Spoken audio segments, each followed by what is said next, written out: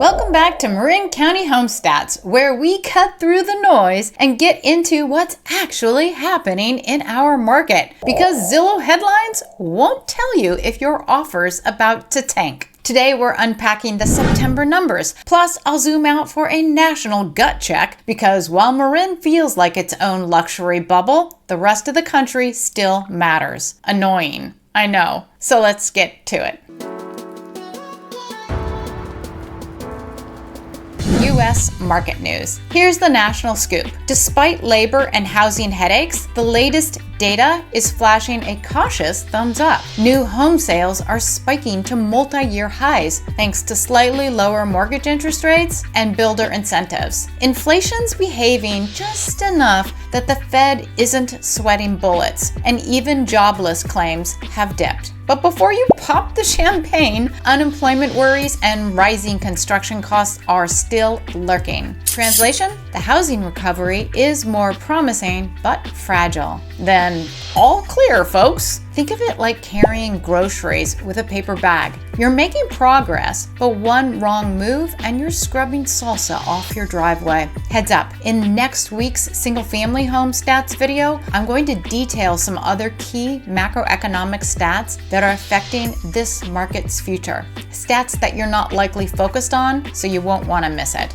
And by the way, I'm Karrie Hill, lawyer turned realtor and 30-year Marin County local, and the person who helps you buy or sell here with your sanity and your bank account intact. My information is in the link below if you need backup. And hey, if you pick up even one little useful nugget here, please hit subscribe. It motivates me to keep pumping out all this free content. Thank you so much. September's home sales. Okay, let's talk Marin. 189 homes closed in September. That's 40 more than the month before, so activity actually ticked up, which is refreshing change from August's dip. Here's how they broke down. 67 homes sold over asking, averaging about 6% higher. 27% sold right at list. 97 sold under asking, averaging about 11% below. Now compare that to August. Only 149 homes sold, 41 above asking, and 94 below, averaging 10% under. So in September, we didn't just see more closings, we saw more buyers willing to pay above list. But the flip side, those under asking sales also slipped deeper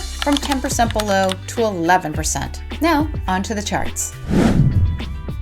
Here we are with September inventory. Big question, did inventory go back? Well, yes it did. It went back up from 486 homes on the market back up to 580 homes on the market, even though more homes did sell from August to September. And remember, I tell my clients all the time, that's a normal thing that happens in Marin. We have this very hot spring, then it slows down big time in the summer, and then we have this pickup around the time that school starts. And I don't know why it works out exactly that way, but it's very consistent in Marin every year. So it's not unusual that there were more sales. The actual numbers on that overall, you know I care about quarterly numbers the most. The inventory is up 14.4% for the whole quarter when you compare it to last year. Just the 1 month, it was an increase of 19.3. Sold homes, there were 20.6% more homes sold, but you compare that for the whole quarter, and that's a very different number, only 0.9% more than last year. So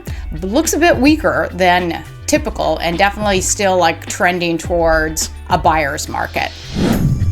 And now we're on days on market. You know, the longer it takes for a home to sell, these are average numbers, it shows the more of the shift in the market. And it went from 49 days to sell on average a home to up to 50. So that's an increase of just 2% for the month. But if you compare it to this time last year with the whole quarter, it's up 27.5%. more than last year. So again, this is showing that shift towards a buyer market. This number up here too, this is the one that sales prices over the original list price. That went from 96%, still 96% this month. So this number, although you'd think, oh gosh, if prices are dipping a lot, shows you prices are going down, but not necessarily, because this is about sellers that are adjusting to those prices. If you hear my dogs barking, sorry about that. Okay, and now we are on prices. So the red line down here, that is the average sold price. And you can see that it went up from August to September. Not really surprising, right? Because more houses sold. So people were a little bit more anxious to own a home. And that represented an average price up of 4.4. But again, got to look at the quarterly numbers. And in the quarterly numbers, it was actually up 8.5% in the quarter. Now remember, everything's with a grain of salt because our ranges are so wide here in Marin. So we always want to look at the median home too. There's a lot of arguments out there that the median sold price is more important. That's the blue bars. And again, that did go up from the month with the sales up. It was up 9.4% over the slower month last month. However, when you look at the whole quarterly numbers, now the prices are down 0.9%. So very different picture.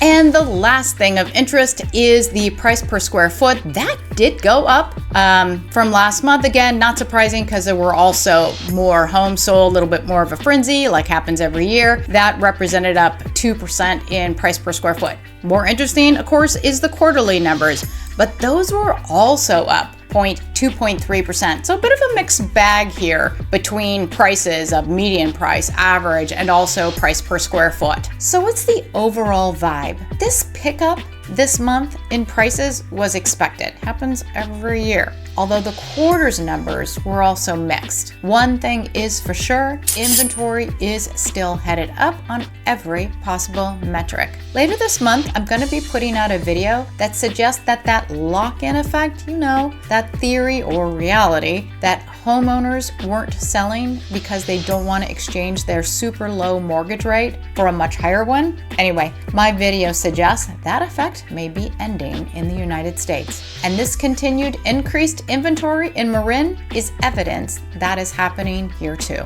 If you're checking out homes for sale in Marin or debating whether it's time to sell, you should see some of the other video recommendations above me right now. And don't forget to hit subscribe so you don't miss my no fluff real estate updates. Thank you for watching and have a great day.